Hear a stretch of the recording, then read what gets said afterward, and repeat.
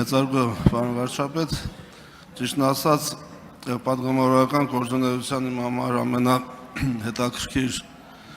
ու սիրելի պահերից մեկը կառավարության հետ հարցուպատասխանն է եղել, երբ որ անձամբ ձեզանից կամ կառավարության անդամներից ուղիղ ստանում ենք մեզ հետաքրքրող հարցերի պատասխանները, այսօր իմ ամենավերջի հնարավորությունն է օգտվելու այս հարցուպատասխանից, դրա համար առիթը բաց չեմ թողնում, եւ հարցս հետեւյալն է. Վերջերս դուք ձեր ելույթներից մեկում նշեցիք, որ այսօրվա նոր խորհրդարանի ձևավորված ընդդիմությունը ապօրինի ճանապարհով է հայտնվելու խորհրդարանում։ Ես նկատեցի, որ դուք ակնարկում եք ընդհանրաբար այն մեծ ծավալի ընտրակաշառքները, որ եղել է նախընտրական կամպանիայի ընթացքում, բայց ես նաև ուզում եմ մատնանշել, որ այդ քարոզարշավի մեջ ահռելի տեղ էր զբաղեցնում նաև մանիպուլյատիվ սուտը։ Ժողովրդական լեզվով ասած, սուտը քար է ծագում, ուրեմն խոսքը, ասացվածքը ակնհայտ դարձել էր ընդդիմության քարոզչամեքենայի կարևոր տարրը, եւ նրանք ուղղակի չէին ընկալում, որ նաև կա ժողովրդական մեկ այլ խոսք, երբ որ ասում ենք ստի ոտը կարճ է։ Բայց պետք է նշենք, որ կարճատև ժամանակահատվածի մեջ սուտը էֆեկտիվ է եւ կարծում եմ, որ մեր ազնիվ շատ քաղաքացիներ կարող էին տրվել այդ մեծ ստերին, Գիտեմ 300,000 ադրբեջանցի, 300,000 աշխատատեղ, ոսկեպար, գիրանց, 300 սպարտացի, չէ, վայ, 300 սպարտացի չէ, դա ուրիշ թեմա է,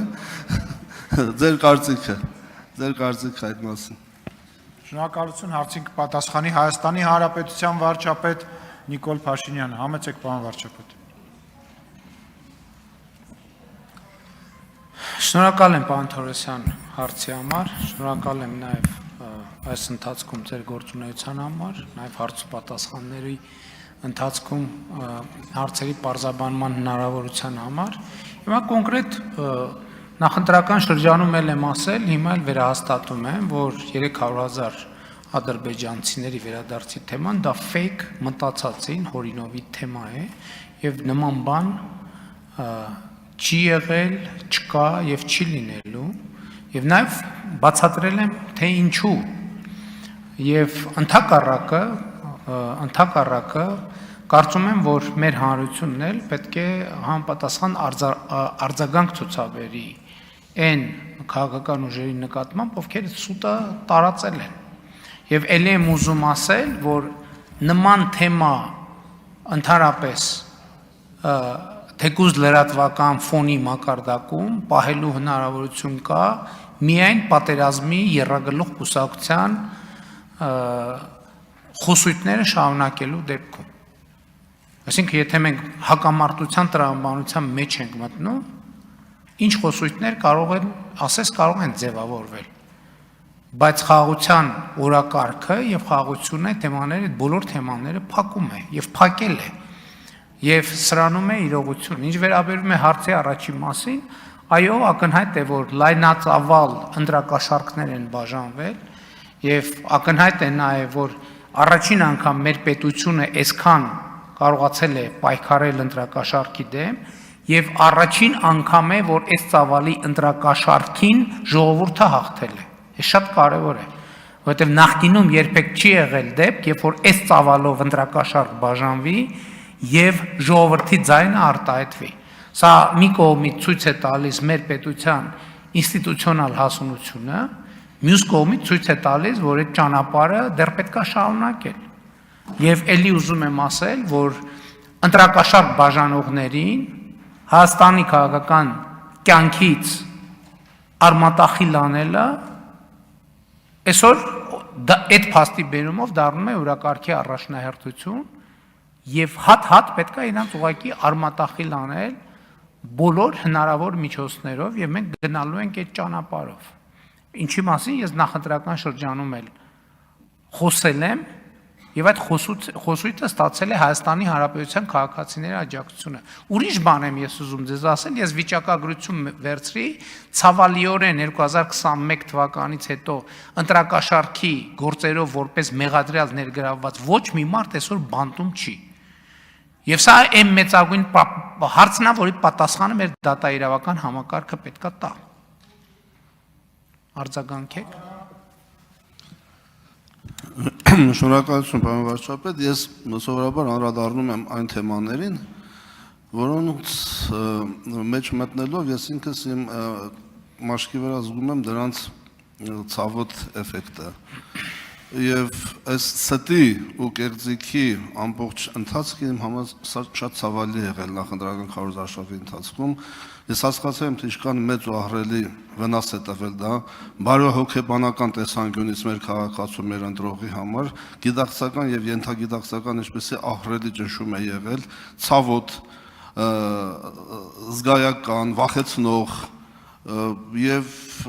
բարեբախտաբար մեր քաղաքացին այո հաղթահարեց։ Ես կարող եմ վստահաբար ասել, որ կառավարության խաղաղության օրակարգը հաղթում է, որովհետև ես երեք ընդունել եմ մի խումբ աշակերտների մարզային եւ նման հանդիպումների ժամանակ սովորաբար աշակերտները միշտ անվտանգային խնդիրներ են բարձրաձայնում, բայց անցած անգամ մենք խոսել են կրթական բարեփոխումների երիտասարդության կյանքի մասին հարցեր եւ շատ ուրախալի էր դա, որովհետեւ ես զարմացած նայում եմ, թե հիմա կհարցնեմ բանվտանգությունը, բանակը, մյուսը եւ ես հասկացա, որ մենք այս առումով շատ լուրջ առաջընթաց ունենք։ Այսինքն չհարցնին, ոչ մի հարց 300,000 ադրբեջանցի։ Ոչ մի հարց ընդհանրապես անվտանգային խնդիրների մասին, մինչդեռ նախորդող բոլոր նմանատիպ հանդիպումներում երեխաները միշտ աշակերտները հարցնում էին, բա մեր վիճակը ոնց պիտի լինի, բա սահմանազատումը, բա ադրբեջանցիները 1000-ը, 300,000-ը եւ այլն եւ այլն։ Այս անգամ մենք նման հարցադրումներ չտեսա եւ որին շատ ուրախացուցիչ էր, հետեւաբար խաղաղության օրակարգը այսօր հաջողությամբ առաջ է ընթանում։ Շնորհակալություն։ Ես պաշտոնապես ասում եմ, պարոն Թորոսյան, որ Հայաստանի Հանրապետությունը տարածաշրջանային անվտանգության բոլոր սպառնալիքները հաղթահարել է եւ կառավարում է, եւ միակ սպառնալիքը, որը կարող է առաջանալ, այդ պատերազմի եռագլուխ կուսակցության եւ նրանց պոչերի գործունեությունն է, որովհետեւ էլի ուզում եմ բարձ հարց տալ, տեսեք խաղաղությունը ինչ հիմքի վրա է կառուցվել։ Հայաստանի Հանրապետությունը եւ Ադրբեջանի Հանրապետությունը Ալմատայի հռչակագրի հիման վրա ճանաչել են միմյանց տարածքային ամբողջականությունը։ Հիմա շատ եւ խոսքերով եւ սիմվոլիկայով պատերազմի եռագլուխ կուսակցությունը կասկածի տակ է առնում այդ խաղաղության պայմանավորվածությունը։ Հիմա ասենք օրինակ նույն մյուս խմբակցությունը, որ եկավ խորհրդարան, էլի այս նույն դրոշները դնելու է իր սեղանին։ Այդտեղից սկսվում է անվտանգային սպառնալիքների գեներացումը, որովհետև ստացվում է, որ խաղաղության համաձայնագրի ճարտարապետությունը Հայաստանի խորհրդանում կա ուժ, որը չի ընդունում։ Հետևաբար սա գեներացնում է սպառնալիք։ Սա շատ ուղիղ գեներացնում է սպառնալիք։ Եվ առաջացնում է ռեակցիաներ։ Եվ մենք պետք է այս պատճառահետևանքային կապերը տեսնենք եւ առերեսվենք այդ պատճառահետևանքային կապերի հետ։ Ես ուղիղ դրա մասին խոսել եմ նախընտրական քարոզչության շրջանում եւ Հայաստանի Հանրապետության ավելի քան 700,000 քաղաքացիներ գնացել են եւ հաստատել են խաղաղության օրակարգին հավատարմությունը եւ սա քաղաքացիների ճնշող մեծամասնությունն է։ Դա ընտրություններում արտահայտված թիվը չի։ Դա քաղաքացիների ճնշող մեծամասնությունն է։ Որովհետև այդ թիվը արտահայտվել է ընտրակաշառքի բերումով, ընտրակաշառքների բերումով։ Եվ Հայաստանի Հանրապետությունը պետք է ինքը իրեն պաշտպանելու լծակներ գտնի։ Դա լրտեսական ցանց է, որը աշխատել է, ընդ որում դե ֆակտո եւ դե յուրե լրտեսական ցանց է։ Եվ այստեղ պետությունը չքմեղանալու ոչ մի առիթ չունի, դրանց պետք է անել արմատախիլ, շատ կոնկրետ ձևերով։ Հակառակ դեպքում, այո, նրանք ամեն ինչ անելու են կոնֆլիկտը վերակենդանացնելու, պատերազմը վերստեղծելու համար։ Մենք հիմա վստահորեն կառավարում ենք իրավիճակը, բայց նաև մեր ժողովուրդը պետք է դրա մասին տեղյակ լինի։ Կարճ ասած, էլի հարցը է սա։ Հիմա այդ ուժերը գալու են Ղարաբաղի շարժումը շարունակելու են, թե չեն շարունակելու։ Իրան գալ, այն ուժը, որը գալիս ասում է, նախընտրական շրջանում ասում է, մենք 29743 քառակուսի կիլոմետրով չպետք է բավարարվենք, ըստ էության նա հարևաններին պատերազմը հայտարարել արդեն։ Հարևաններին պատերազմը հայտարարել։ Ընդ որում անորոշ հարևանների անորոշ պատերազմ, այսինքն տեղի ունենում հարևանների կոնսոլիդացիա մեր դեմ։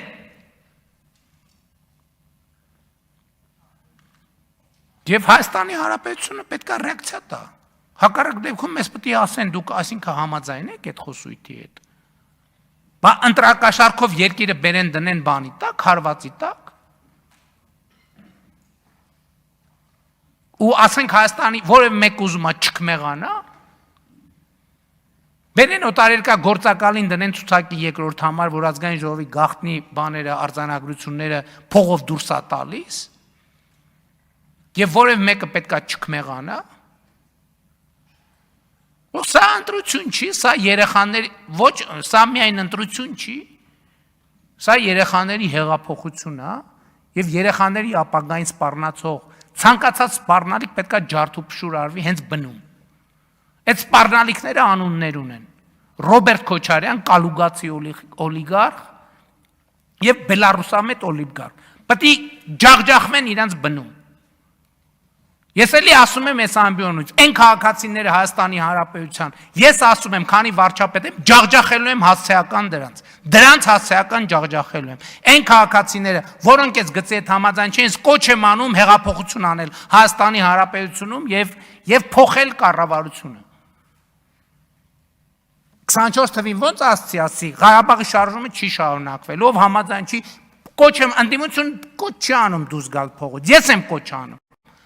Ասում եմ կալուգացի օլիգարխ Ռոբերտ Քոչարյան, բան, այն մեկը, բելարուսացի, ջախջախելու եմ, անհատապես ջախջախելու եմ, ու իրանց շոշափուկների եւ մետաստազներին, ջախջախելու եմ հասցեական, բոլոր հնարավոր միջոցներով, ով որ Հայաստանի Հանրապետության քաղաքացիներից համաձայն չի, հենց այսօրվանից դուրս եկեք փողոցներ հեղափոխություն արեք, այս պրոցեսը ուրիշ ձևով կանգնեցնելու հնարավորություն չկա, շնորհակալ եմ։